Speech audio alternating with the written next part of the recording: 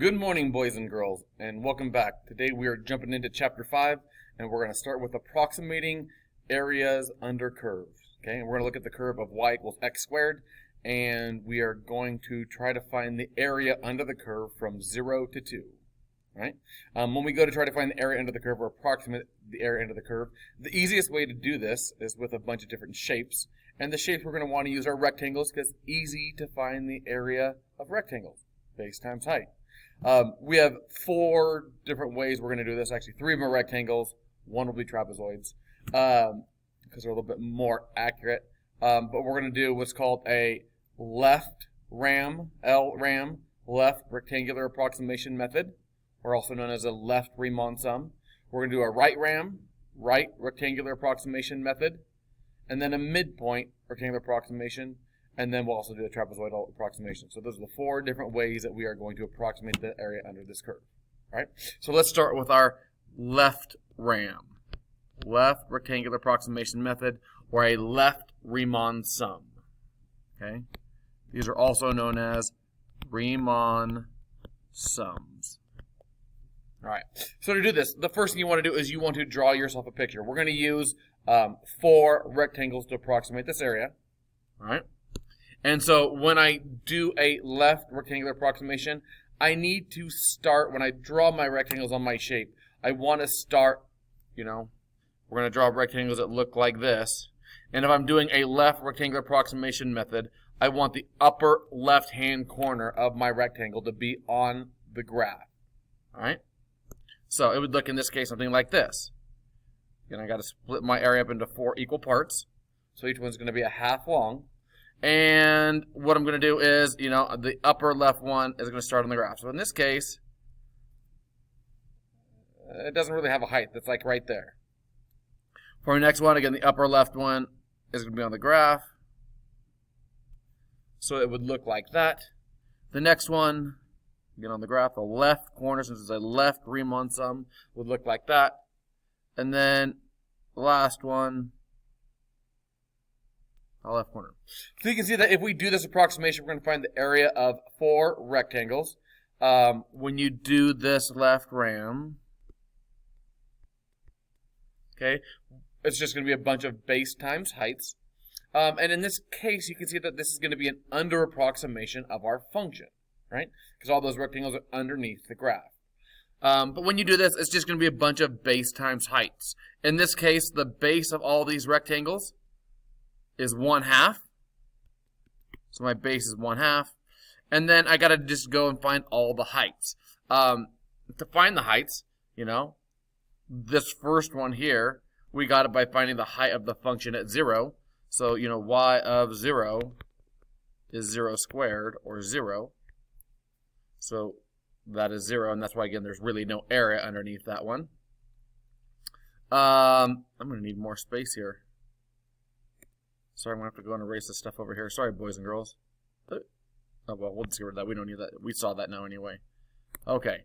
For the next rectangle, plus the base, again, is 1/2. The height in this case, this is at 1/2, is y equals 1/2 squared. Versus the height here would be 1/4. Again, you don't want to just estimate it. You actually want to find out what that height is by plugging back into your function. Plus the base of the next rectangle, I'm going to find the area of this rectangle right here, is 1/2 is the base, and the height is y equals, now on that left side I'm plugging in 1. And then now my last rectangle is 1/2. My base is 1/2. My height is at 3/4.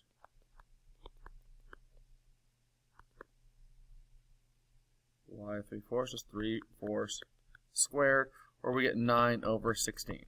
So these are the areas of those 4 rectangles. Not really a rectangle there, smaller one, bigger, bigger. Okay? But now we're just going to go find those. This is 0 plus 1/8 plus 1/2 plus 9/32. Or if we got 32 on the bottom of all these things, it is 0 I can get rid of.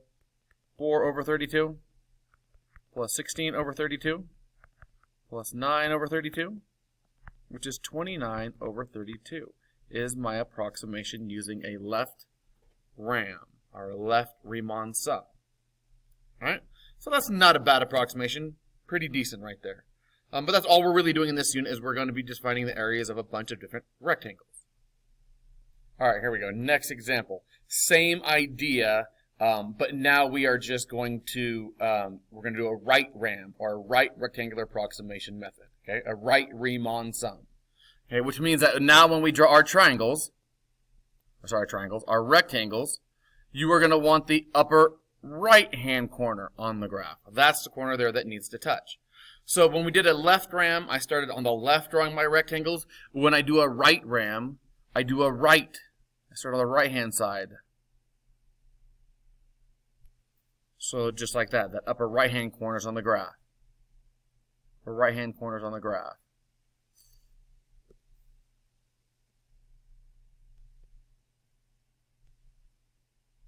And so here you can see if we do a right RAM, that this is now going to be an over approximation of the area under the graph, right? Both of these are good. One was an under approximation, one is an over approximation. We'll talk about if we wanted to be more accurate here in a second, what we could do. Oh, maybe we might have that conversation right now. If I wanted to make this more accurate, I guess the one thing I could do, instead of doing 4 rectangles, if I had more rectangles, right? If I added more and more and more, I would get a better approximation, and that's where we're going to head eventually. That's the things we're going to try to do. But the more rectangles you have, the better approximation it would be, I guess. Would be a way to look at this. All right. To do my right RAM here, though, right, to find the area, because it's an approximation, we probably should use those squiggly signs. Again, I'm still just doing, the area of these individual rectangles. Okay, just remember that. It's always just going to be base times height. So the base of all these is still 1/2. Now what you can do in this case too, if you want to, instead of writing 1/2 4 times, you could factor out that 1/2, which is what I'm going to do right now, and just leave it in front of all of them. Okay, so I can leave it just like that. And then now I got to go, and again, I got to find the heights of these rectangles. So in this case, now the height of this rectangle is at 2. So I'm going to go find y of 2, which is 2 squared, or 4. Okay, so that is, and again, when I'm doing a right RAM, I generally start on the right-hand side. Okay, left RAM, I start on the left-hand side. The next one now, plus 1/2. Now I'm going to have to go and plug in 3/4. Oh, 3/4? Oh, holy smokes. Not 3/4. I just realized we made a mistake on the last problem. I think I used 3/4. This should not be 3/4. It should have been 3/2. Okay, so going back to this other problem back here, I don't know why I grabbed 3/4. This answer is wrong.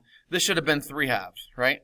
3/2, and we should have used 9/4. Dingy. Okay, I don't know if you want to go back and fix yourself on this one. All right, but that answer is going to be wrong. You can go back and make your own adjustments. I'm not going to go back and record this whole video. Sorry for the little math error there, but you can fix yourselves. All right, but this should be 3/2. When I plug in 3/2, I got to plug it in. Why? I almost made another mistake. When I plug in 3/2, again, I'm going to get 9/4. So the height of this rectangle is 9/4 plus 1/2. The base of this one, we did this, we plugged in 1, right, is the height of the next one. It's 1. 1 squared is 1. Plus, again, 1 rectangle, 2 rectangle, 3 rectangles. I literally count like that a lot of the times. I need 4 rectangles. So plus, we'll pull it out next time. I was going to pull out the 1/2 too. I forgot. So the other confusion. Plus, I'm going to square 1/2, and 1/2 squared is 1/4. All right. So now my approximation, if you wanted to, here's what I was saying, though. You could just factor out the 1/2, and you could have, 4 plus 9/4 plus 1 plus 1/4 would be another way to write this. On a FRQ, what they're looking for when they have to do a Riemann sum is they need a product of sums, okay, or a sum of products. So you need to have things multiplying together to find your area, and you need to be adding those things up. So they would be looking for an expression that looks kind of like this, all right? Or again, I have a product of sums. That is also okay right there.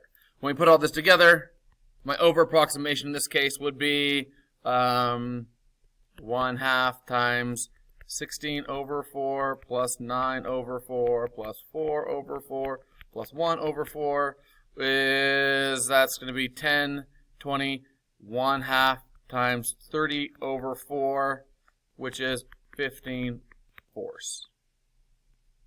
Okay, that would be my over approximation. Okay, next here we're going to do a midpoint Riemann sum. To do a midpoint Riemann sum, again, we're still using rectangles, but we want the midpoint of the rectangle to be on the graph. I want that graph right there, that point there. So this is how your picture should look. I create my little subdivisions again, but I'm going to go to the midpoint, and that's where the thing's going to be. Oop. Go to the midpoint. So we have a little bit above and a little bit below.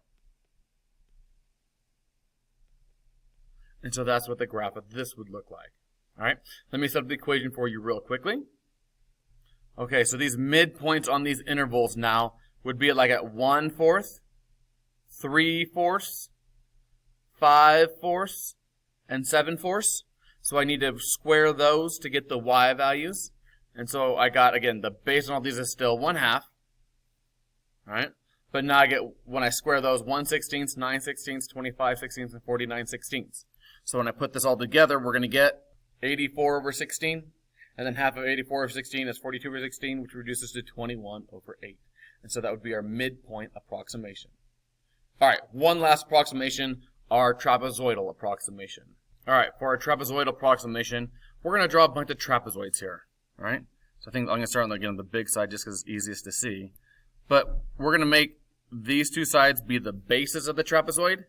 And then if I connect these two pieces, there's our trapezoid right there. So like on each of these little sections, I'll do them all kind of in different colors maybe. There's a trapezoid. You can see that this is a much better approximation. Okay, this actually stays pretty close to what it's really supposed to look like. There it goes. Kind of looks like that. Just so you know, piece of information, the trapezoidal approximation is actually the average of the left and right Riemann sum. Okay, so bonus info there. But now I just got to go find the areas of these different trapezoids. Don't forget the area of a trapezoid is 1/2 base 1 plus base 2 times the height. All right, I'm going to write up the area here for a second, and we can take a quick look at this. Okay, so here's our trapezoidal approximation. 1/2 base 1 is this side right here. Base 2 is this side right here. And then our old base is now the new height of the trapezoid. So there is the first trapezoid that we did in, green. Then our next one that I did in blue would be this area from here. 1/2 base 1 is 1/4. Same as that side right there. That's not base 1 of the blue triangle. Plus base 2 times the height, again, is the old base that we were talking about. And so on and so forth. Here is the area of the third trapezoid, and then this is the area of the fourth trapezoid right here. I kind of ran out of room. Another way you can write this, just like you could pull out the old bases of the other ones, you can now pull out the 1/2 that's in every formula, and you can pull out that base, whatever, or the height, whatever it was. So in case I pull out the 2 1/2s and pull the 1/4 out in front, and if I do that, then I'm left with 0. I've got 2 1/4s, 2 1s, 2 9/4, and a 4. So that's another way that I could write this. Or when you work this all out, we should get to 11/4. All right. So those are our 4 different methods of approximation. We have the left RAM or left Riemann sum, the right RAM or right Riemann sum, the midpoint Riemann sum, and then the trapezoidal approximation. So make sure you're familiar and comfortable with all of those. If you have any questions, again, jump on and come see me. Otherwise, see you later. Have a nice day.